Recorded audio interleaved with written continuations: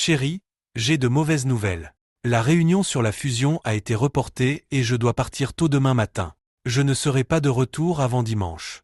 Je comprends à quel point ce mariage est crucial pour toi, d'autant plus que tu es la demoiselle d'honneur. Cependant, j'ai récemment été promu directeur financier, et manquer cette réunion n'est pas envisageable. Il y a beaucoup en jeu pour l'entreprise et notre avenir. Je suis vraiment désolé, mais tu devras assister au mariage sans moi. Tu te moques de moi? Après tous les préparatifs que nous avons faits, tu vas annuler à la dernière minute? Je serai seul, tu te rends compte à quel point ce sera embarrassant pour moi? Quelqu'un d'autre ne peut-il pas y aller à ta place?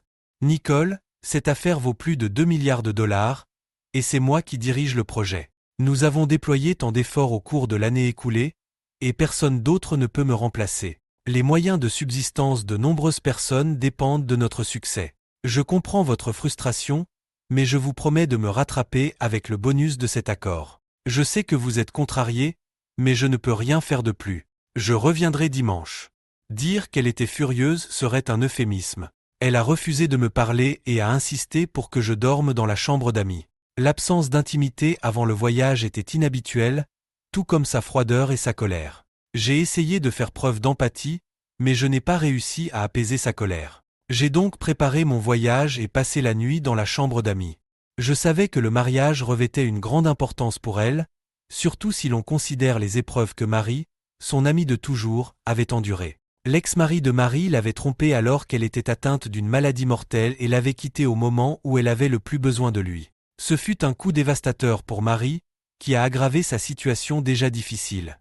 Cependant, après une guérison miraculeuse, Marie a entamé une procédure de divorce pour abandon et a lutté contre la dépression pendant les 5 années qui ont suivi. Malgré le soutien indéfectible de ses amis et de sa famille, leurs efforts pour lui remonter le moral semblaient vains. Puis, un jour, elle croise la route d'un homme à l'épicerie, et son univers s'épanouit soudain. Elle retrouve sa vivacité d'antan, au grand soulagement de ses proches qui ont prié avec ferveur pour son bonheur. Harry, son fiancé, s'est investi à fond dans l'organisation de leur mariage spectaculaire. Nicole, sa fidèle meilleure amie et demoiselle d'honneur, est restée à ses côtés tout au long de son parcours. Je comprenais l'importance de cette occasion pour Nicole et je regrettais de devoir annuler, mais les circonstances ne me laissaient pas le choix. J'ai décidé de me rattraper malgré sa colère compréhensible. Le matin de mon départ, j'ai tenté d'embrasser Nicole pour lui dire au revoir, mais j'ai trouvé la porte de notre chambre fermement verrouillée, son refus de l'ouvrir étant évident. Exprimant mon amour pour elle, j'ai promis de l'appeler à mon arrivée en France, mais je me suis heurté à un silence alors que je me dirigeais tristement vers la limousine qui m'attendait en direction de l'aéroport. Ces actions m'ont laissé un sentiment terrible et découragé, aspirant à la compréhension étant donné nos 19 années de mariage. Malgré mes tentatives répétées pour la joindre avant, pendant et après mon vol, son téléphone est resté sans réponse, chaque message vocal et chaque texte restant sans réponse. Il était clair qu'elle était furieuse, et je savais que j'avais beaucoup d'excuses à présenter pour regagner ses faveurs. N'ayant pas d'autre recours, je me suis tourné vers nos filles jumelles à l'université, leur confiant mes nouveaux projets et le silence de leur mère. Je leur ai demandé de s'assurer discrètement de son bien-être, en soulignant mon inquiétude et mon désir d'être rassurée. Elles m'ont assuré de leur amour et de leur compréhension, incarnant le lien affectueux que nous partagions. France.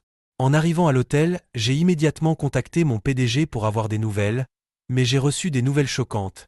La réunion avait été brusquement annulée en raison d'un décès dans la famille du PDG de l'autre société, ce qui nécessitait de la reprogrammer. Déterminé à sauver la soirée, j'ai rapidement pris un vol direct pour Chicago O'Hare, à seulement 30 minutes de route du lieu de la réception. Les festivités du mariage devant commencer à 19 h, j'ai calculé que je pourrais arriver à 21 h, dans l'espoir de remplir mon rôle de mari dévoué et de lui apporter un sourire. Après avoir loué une voiture, je me suis fié au GPS pour trouver l'itinéraire jusqu'à la salle de réception. En entrant dans la salle un peu après 9 h, j'ai été accueilli par l'atmosphère vibrante d'une célébration joyeuse. L'air était rempli de musique entraînante, les corps se balançaient sur la piste de danse et les boissons coulaient à flot. Au milieu de ces réjouissances, je n'ai pu m'empêcher de ressentir un élan de bonheur à l'idée de retrouver ma femme. La réception a attiré un grand nombre de personnes, avec plus de 200 invités. En scrutant la foule, je n'ai pas pu apercevoir Nicole tout de suite. Je me suis dirigé vers le bar ouvert et j'ai commandé un double bourbon, en prenant le temps d'observer la scène qui se déroulait devant moi. J'ai repensé au voyage que Nicole et moi avions entrepris ensemble, en réfléchissant aux difficultés que nous avions surmontées pour en arriver là. Nicole, de 5 ans mon aînée et récemment divorcée lorsque nous nous sommes rencontrés, avait connu un passé tumultueux. Son ancien mari, le docteur Miles Anderson, connu sous le nom de Dr Miles, avait brisé ses rêves de vie heureuse lorsque son infidélité avait été révélée au grand jour. Dévastée par sa trahison, Nicole avait courageusement demandé le divorce, ce qui l'avait laissé émotionnellement marquée et financièrement éprouvée. S'efforçant de joindre les deux bouts en tant que serveuse, elle ne comprenait que trop bien la douleur endurée par son ami mari. Dès que j'ai posé les yeux sur Nicole, j'ai su que c'était la bonne. Malgré ses luttes et ses moments de désespoir, j'ai reconnu sa force intérieure et je l'ai vue comme une pierre précieuse attendant d'être polie. Si sa beauté extérieure était évidente, c'est son cœur compatissant et son âme nourricière qui ont conquis mon amour. Au fil des ans, je suis devenu son phare d'espoir, la guidant à travers les ténèbres et l'orientant vers un avenir plus radieux. Ensemble, nous avons partagé 19 années glorieuses, avec la joie d'élever nos 2 filles jumelles. Nicole admirait mon approche directe des relations, trouvant du réconfort dans nos discussions sur la loyauté et l'engagement. Je l'ai rassurée sur mon dévouement inébranlable, lui promettant de ne jamais tolérer l'infidélité sous quelque forme que ce soit. J'ai applaudi sa décision de mettre fin à son mariage malgré les difficultés qu'il présentait, reconnaissant son courage d'aller de l'avant. La confiance, la loyauté et l'engagement constituaient le fondement de notre union.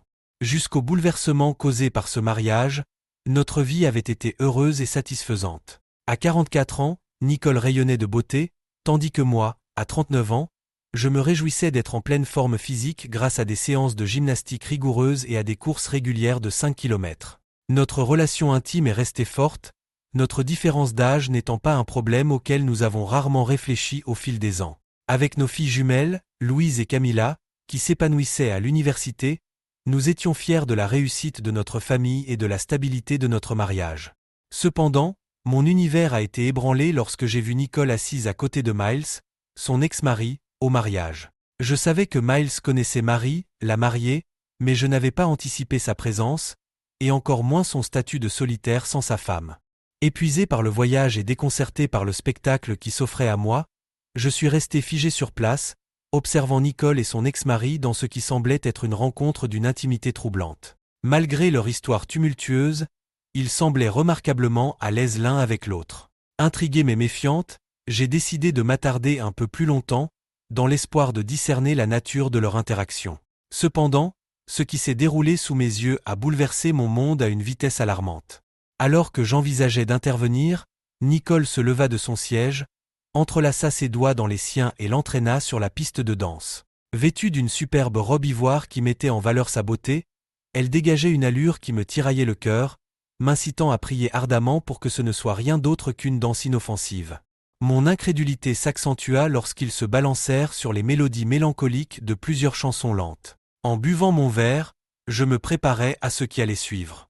Bien que le comportement flirteur de Nicole sous l'influence de l'alcool ne soit pas inhabituel, le fait de l'avoir embrassé ouvertement un autre homme, au mépris de nos vœux conjugaux, devant nos amis, a déclenché en moi un brasier d'humiliation et de fureur. En état de choc, j'ai hurlé pendant que son ex-mari la pelottait effrontément et qu'elle lui rendait l'appareil, inconsciente de la douleur qu'elle lui infligeait. Lorsqu'ils ont regagné leur siège, leur étreinte s'est intensifiée, ressemblant à celle de jeunes mariés en lune de miel. La vue de ses mains parcourant librement son corps, la sienne cachée sous la table, m'a fait prendre conscience que mon mariage s'était effondré de manière irrémédiable. Me rappelant le sage conseil de mon père, les hommes de valeur ne tolèrent pas le manque de respect, j'ai décidé de faire face à la situation avec dignité plutôt que de succomber à la colère. J'aurais pu provoquer une scène, perturber la cérémonie de mariage et mettre fin à leur indiscrétion, mais j'ai choisi la retenue. Après tout, si Nicole le désirait, elle ne m'appartenait plus. Avec un calme inquiétant, j'ai attrapé mon téléphone, capturé des preuves incriminantes, une série de photos en gros plan et une brève vidéo, avant de composer un message précis. Mon texte, une nouvelle passionnante, chérie. La réunion a été reprogrammée et je suis de retour. Il semble que tu sois en bonne compagnie ce soir avec le Dr Miles. Je vais rentrer chez moi, en supposant que tu passeras la nuit avec lui. Je comprends maintenant pourquoi tu es restée silencieuse. Profite de la fin de notre mariage. Je serai parti depuis longtemps quand tu reviendras demain. J'ai envoyé le message et j'ai observé en silence la notification qui s'est allumée sur son téléphone posé sur la table. Sa réaction, rapide et dégrisante, était évidente au vu de la gravité qui assombrissait son expression. Sentant sa panique, j'ai quitté la réception, évitant qu'elle ne me poursuive jusqu'à ma voiture. Malgré ses supplications d'attendre, je suis resté déterminé, secouant silencieusement la tête en conduisant, ignorant la sonnerie incessante de mon téléphone. Si Nicole choisissait de retrouver son ex-mari, notre relation était irrémédiablement brisée. Après avoir été témoin de sa retraite précipitée dans ses bras, 22 ans après avoir divorcé pour infidélité, il n'y avait aucun doute dans mon esprit. Notre mariage était terminé. C'est à elle qu'il incomberait d'expliquer ses actes à notre famille et à nos enfants. Cette trahison reposait entièrement sur ses épaules. Des dizaines de messages frénétiques ont commencé à arriver sur mon téléphone. Travis, reviens, s'il te plaît. Laisse-moi t'expliquer. Je t'aime, reviens, s'il te plaît. Bon sang, Travis, ce n'était pas ce que l'on croyait. Je t'aime. Après avoir enduré 2 jours de vols épuisants de 10 heures et avoir été confronté au silence, à la froideur et à la vue d'elle avec Miles, j'avais atteint mon point de rupture. Je nourrissais une fureur sans précédent et ne voulais rien savoir d'elle ni de ses excuses. Malgré ses tentatives incessantes de me joindre par de nombreux appels et textos, je me suis finalement arrêté et j'ai envoyé un seul message. VATE faire foutre. Ma vie professionnelle était florissante, mes enfants étaient partis à l'université et leurs dépenses étaient couvertes, et je me trouvais libre de toute contrainte. Encore assez jeune pour prendre un nouveau départ, j'ai entamé le voyage de 7 heures qui me ramenait à Nashville, m'arrêtant dans un restaurant pour prendre un repas et me reposer un peu. Pendant mon repas d'œufs et de bacon, j'ai décidé de faire part de mes sentiments au monde entier. Facebook, la plateforme de médias sociaux la plus répandue à l'époque, semblait être le moyen idéal. Entre 2 bouchées, j'ai modifié mon état civil, passant de heureux marié à célibataire et disponible. J'ai ensuite téléchargé 2 photos montrant Nicole et Miles dans une étreinte passionnée lors du mariage, l'une d'entre elles montrant distinctement sa main sur son sein. Sous les photos, j'ai expliqué que Nicole se remettait à niveau, renouant avec son ex-mari, tandis que je me retrouvais à nouveau sur le marché. C'était peut-être mesquin, mais pour moi, c'était la vérité, une déclaration de ma volonté d'aller de l'avant sans elle. Ironiquement, Miles, son ex, approchait de la cinquantaine, était chauve, en surpoids, et sans vouloir me vanter, ne constituait pas une amélioration. Qu'est-ce qui l'a poussé à nous quitter pour un homme plus âgé qui l'avait trahi il y a plusieurs dizaines d'années? Peut-être avait-elle préféré l'attrait d'un médecin à celui d'un comptable. Pour être franc, c'était douloureux. En effet, cela m'a profondément blessé. J'ai ressenti un mélange de tristesse, de colère et d'étonnement face à l'absurdité de la situation. Elle renonçait à un mariage de 19 ans pour un homme qui l'avait trompé plus de 20 ans auparavant. Laissons-les avoir l'un et l'autre, leur folie leur convenait. Je refusais de tolérer un tel manque de respect. Certains diront qu'il ne s'agissait que d'un baiser et de quelques attouchements. Mais dans mon monde, mon partenaire est soit engagé envers moi, soit libre d'être avec un autre. Nous sommes tous confrontés à nos choix et à leurs conséquences. Après un petit déjeuner tardif et une sieste de 2 heures dans la voiture, j'ai repris ma route et me suis garé dans mon allée à 7 heures du matin. Lorsque j'ai allumé mon téléphone, il s'est mis à carillonner sans cesse avec des notifications, m'inondant de messages d'elle, de ses parents, de sa sœur et de ses amis. Le flot semblait sans fin, avec plus d'une centaine de messages inondant ma boîte de réception. Quelques minutes après avoir allumé mon téléphone, le nom de Nicole s'est affiché à l'écran. Je me suis demandé si elle avait réussi à dormir cette nuit-là ou si elle l'avait passé avec Miles. Quoi qu'il en soit, j'ai balayé ses appels, me concentrant désormais uniquement sur la récupération de mes affaires dans la maison et sur la suite des événements. Malgré mes relations amicales avec sa famille, je me suis senti obligé d'aborder la situation lorsqu'ils m'ont contacté ce matin-là. Lorsque son père a appelé, j'ai expliqué la situation avec franchise. Victor, j'ai été pris de court par l'infidélité de Nicole. Elle a fait voler en éclats les fondations de notre mariage. Le manque de respect flagrant dont elle a fait preuve devant nos connaissances est quelque chose que je ne peux pas tolérer. Il est évident qu'elle a encore des sentiments pour lui, et c'est ainsi. J'ai l'intention de chercher un partenaire qui apprécie ce que j'apporte et qui reste fidèle. Je n'ai pas d'autre recours. Je quitterai les lieux aujourd'hui et mettrai rapidement la maison en vente. Demain, je consulterai un avocat pour entamer une procédure de divorce. Appelez-moi traditionnel, mais je refuse de cohabiter avec une femme qui en désire un autre. Elle a pris sa décision, mais je m'interroge sur sa sagesse cette fois-ci.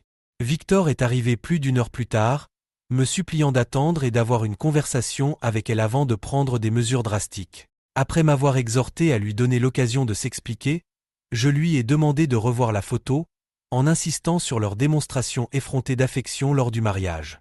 Je ne pouvais en aucun cas tolérer un tel comportement, surtout avec son ex. C'était un affront supplémentaire pour moi. Son père, déçu par ses actions et par ma réaction rapide, est parti le cœur lourd. En entrant dans la maison qui nous était chère, une vague de tristesse m'a submergé alors que j'étais confronté à la dure réalité. Elle n'était plus qu'une coquille vide, emblématique de l'érosion de notre mariage jadis si heureux. Au cours des 5 dernières années, nous avions laborieusement transformé cet espace pour en faire notre sanctuaire. À l'époque où les taux hypothécaires étaient inférieurs à 2,99%, nous avons saisi l'occasion de refinancer notre maison, ce qui nous a permis de dégager près de 500 000 $ de fonds propres pour financer nos rêves. Avec une prévoyance prudente, j'ai affecté 200 000 $ à l'éducation universitaire de chacune de nos filles, leur assurant ainsi une base solide pour leur avenir. Le reste a été investi dans la rénovation de notre maison, un travail d'amour qui nous a apporté une fierté et une joie immense. Malgré la légère augmentation de nos mensualités, la décision s'est imposée d'elle-même, et Nicole a accepté un emploi de réceptionniste pour combler l'écart. Mes revenus étaient stables, rien d'extravagant, mais ma récente promotion au poste de directeur financier promettait une stabilité future, avec des options d'achat d'actions destinées à renforcer nos fonds de retraite. Nicole, qui se contentait de me laisser m'occuper des questions financières, n'avait jamais montré beaucoup d'intérêt pour les subtilités de nos investissements. Alors que j'essayais de lui expliquer le concept des stock options, son désintérêt était palpable, ce qui m'a amené à rire de son manque d'engagement. Néanmoins, je restais optimiste quant à notre avenir commun. La fusion imminente, qui coïncidait étrangement avec l'échec de notre mariage, promettait un bonus substantiel sous forme de stock options, pouvant s'élever à 40 000 actions si tout se passait comme prévu. Bien que la concrétisation de ces options ne se fasse pas avant plusieurs années, la perspective de voir nos actions atteindre les 100 $ par action a renforcé ma confiance dans nos perspectives financières. Étant donné la suspension temporaire de la fusion, ces options ne seraient pas prises en compte dans le règlement du divorce. Optant pour des différences irréconciliables, j'ai décidé de diviser nos biens en parts égales, ce qui s'est traduit par un prélèvement d'environ 50 000 $ sur notre compte d'épargne. Le produit de la vente de notre maison serait partagé, bien que notre position d'endettement signifie qu'il n'y aurait pas grand-chose à partager. À 44 ans à peine, Nicole partirait avec sa voiture et 25 000 $.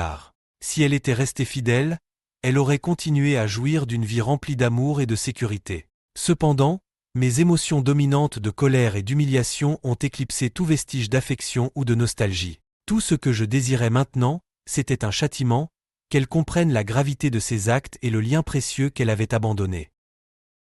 Deuxième partie. Récit au nom de Nicole. Rencontrer Miles après 2 décennies a provoqué un tourbillon d'émotions, ravivant des souvenirs à la fois doux et amers. Malgré son infidélité passée et l'échec de notre mariage qui s'en est suivi, il y avait une alchimie indéniable entre nous, une connexion persistante qui m'attirait malgré moi. Bien que Travis, mon mari dévoué et séduisant, surpasse de loin Miles dans tous les domaines, la familiarité de mon ancien partenaire avait un certain attrait. Assise là avec Miles, succombant à son contact et me laissant aller au flirt, je savais que c'était mal, mais je ne pouvais pas résister. Que ce soit à cause de l'alcool ou de l'absence de Travis, son incapacité à réorganiser son emploi du temps pour m'accompagner au mariage, une partie de moi se sentait en droit d'attendre ce plaisir fugace. Après tout, Miles était désormais célibataire, et un flirt inoffensif ne ferait de mal à personne. Alors que nous partagions un autre baiser, une bouffée de chaleur m'enveloppa, m'enhardissant à envisager l'idée d'une intimité plus poussée dans notre coin isolé. Les fêtards étant trop enivrés pour le remarquer, je me suis convaincu qu'un peu d'amusement inoffensif ne ternirait pas mon engagement envers Travis. Mais un message a interrompu nos ébats, me faisant réaliser avec panique que Travis était arrivé et qu'il avait probablement été témoin de notre indiscrétion. M'excusant frénétiquement, je me suis précipité hors de la réception, poursuivant désespérément Travis qui se réfugiait dans sa voiture. Malgré mes supplications, il est resté déterminé et est parti sans un mot. Rejeté et le cœur brisé, je l'ai bombardé d'appels et de messages, pour ne recevoir qu'une réponse sèche et dévastatrice. VATE faire foutre. Trouvé par des amis inquiets dehors dans la nuit glaciale, j'ai raconté ma folie, leur choc et leur inquiétude me rappelant la gravité de mes actes. Ils connaissaient la nature inébranlable de Travis et craignaient les répercussions s'il était témoin de notre rencontre intime. Pris entre le regret et le remords, je me suis préparé à la tempête qui m'attendait. Troisième partie. Récit au nom de Travis. Après avoir chargé mon camion, je me suis installé à la table de la cuisine, savourant ce qui serait ma dernière tasse de café dans la maison que nous avions partagée. Un maelstrom de tristesse et de colère s'est emparé de moi lorsque j'ai déposé la tasse vide dans l'évier. Le cœur lourd, j'ai laissé une note laconique sur la table, lui demandant de ne pas me contacter tant que la procédure de divorce n'était pas en cours. Pas besoin de signature, j'ai simplement laissé mon alliance sur les papiers.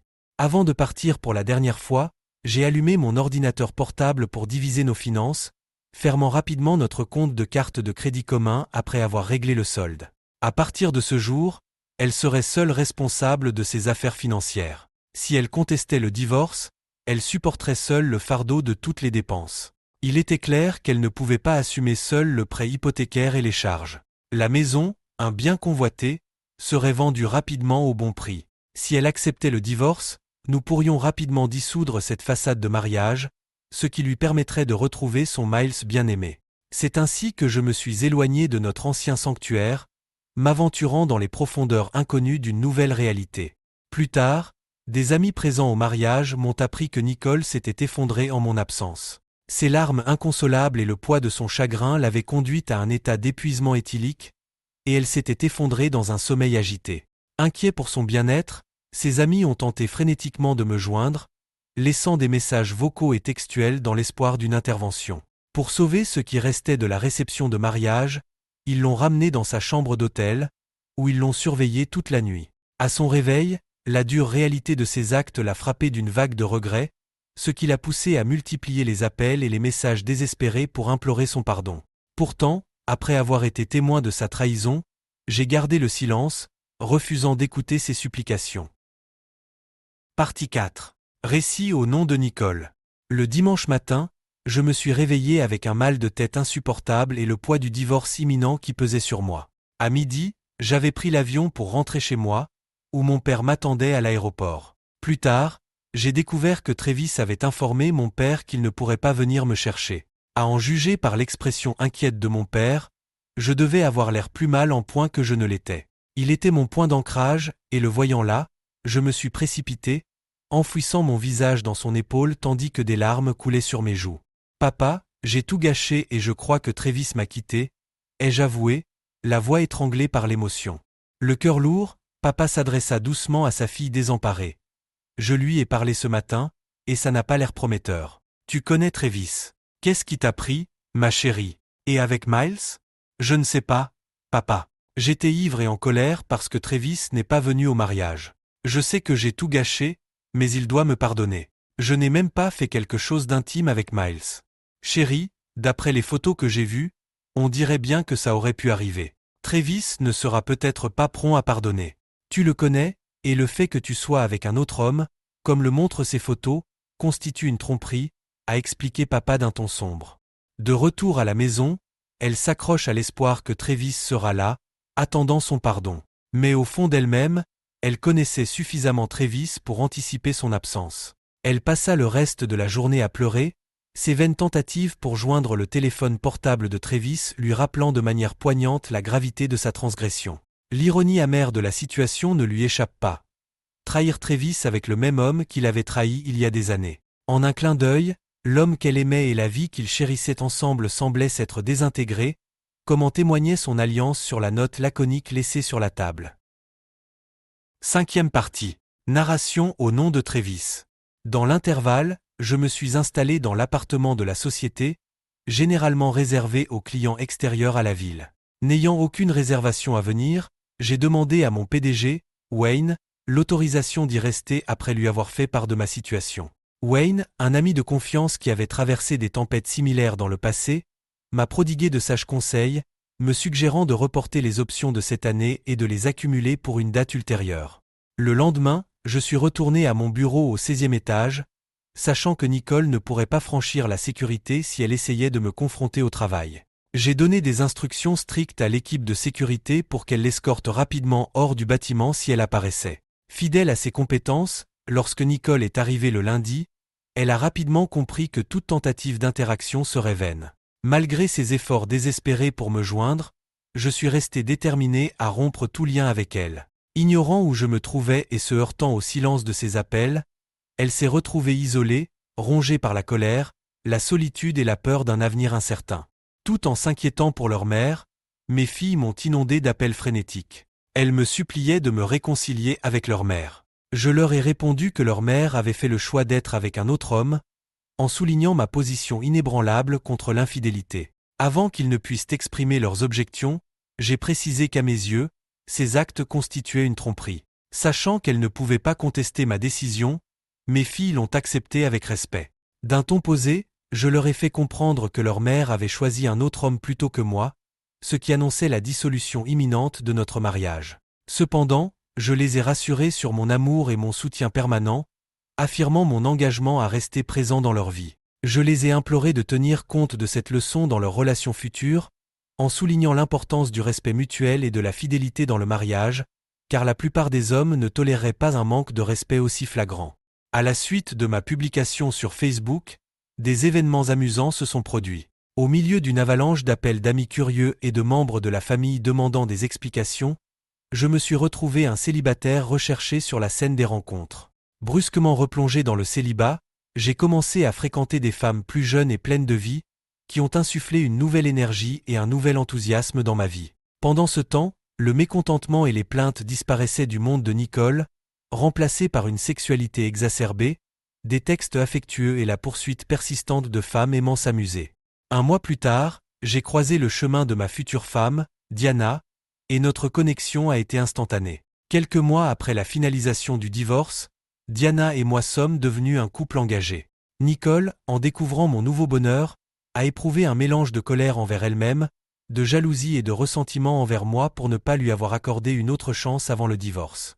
Cependant, j'ai repoussé toutes ces tentatives de rencontre, préférant communiquer uniquement par l'intermédiaire de nos avocats.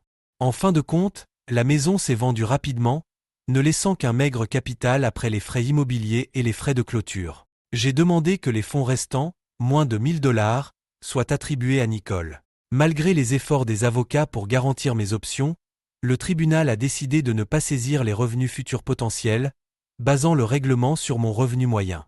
Compte tenu de la situation professionnelle de Nicole, la pension alimentaire n'était pas un obstacle important et j'ai finalement accepté de la soutenir pendant 2 ans à raison de 2 000 $ par mois, une somme modeste mais suffisante pour lui permettre de subvenir à ses besoins jusqu'à ce qu'elle reprenne pied ou qu'elle trouve un autre partenaire prêt à la soutenir, un rôle que je n'avais pas l'intention de jouer à nouveau.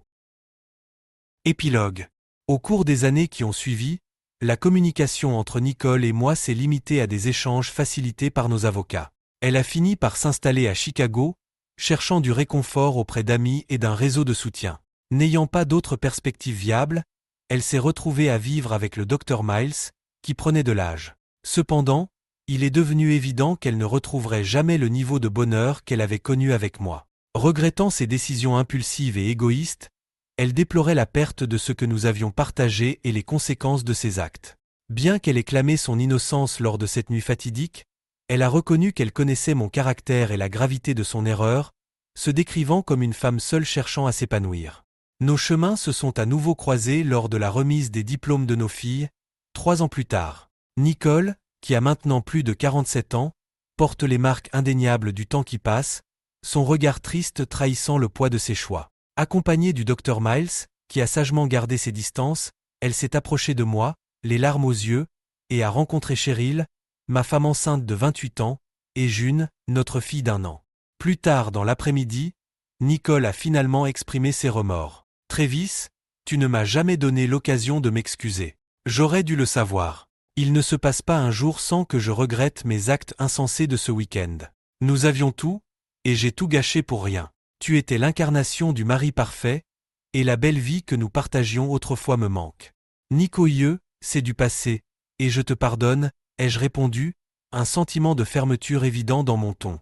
Oui, je ne t'ai jamais imaginé dans ses bras pendant que j'étais parti travailler à notre avenir. Mais je veux te remercier. Tu m'as donné 19 années incroyables et 2 filles merveilleuses. Je chérirai toujours cela. À cause de ta trahison, j'ai trouvé Diana, et le fait de fonder une nouvelle famille avec June et notre petite fille m'a aidé à oublier la colère que j'avais autrefois contre toi. Il est temps pour toi de te concentrer sur toi-même et d'embrasser l'avenir. Notre passé n'est que cela, le passé. Je te souhaite le meilleur, et j'ai hâte de te voir aux futures étapes de nos filles. À ce moment-là, Diana m'a rejoint, notre fille bercée dans ses bras, et je les ai présentées. Le contraste d'âge était saisissant. Nicole, 47 ans, aurait pu facilement passer pour la mère de Cheryl. Une fois de plus, elle ressentait la douleur du regret d'avoir perdu l'homme qu'elle aimait au cours d'une seule nuit de colère et d'égoïsme. Au cours de la décennie suivante, nous nous sommes retrouvés à l'occasion des mariages de nos filles. Nicole ne s'est jamais remariée, mais elle a continué à vivre avec Miles, qui la traitait avec gentillesse. Le fait de me voir avec ma nouvelle famille et nos 2 jeunes filles a ravivé un flot de souvenirs doux amers pour elle. La vie vibrante d'amour et de bonheur qu'elle avait connue autrefois semblait désormais hors de portée, la laissant mener une existence tranquille teintée de remords pour l'amour et la joie qu'elle avait laissé s'échapper. Comme dernier acte de fermeture, cet été-là, après l'exécution de mes stock-options, j'ai récupéré mon ancienne maison, qui était revenue sur le marché. Tous les membres de mon entourage, famille et amis, ont partagé l'excitation du retour de la maison, avec de bons souvenirs à la clé. Mes filles ont savouré l'occasion de revoir et de se remémorer leurs années de formation passées dans notre foyer aimant. Il est dommage que Nicole ait choisi une voie différente. Elle aurait été ravie de pouvoir vivre la vie que nous avions envisagée ensemble. Néanmoins, la vie va de l'avant et je trouve du réconfort dans l'élaboration de nouvelles expériences et de moments précieux avec ma femme bien-aimée et nos petites filles. Merci d'avoir regardé cette vidéo jusqu'au bout. Si vous l'avez appréciée, abonnez-vous à la chaîne et donnez un like à cette vidéo. À bientôt!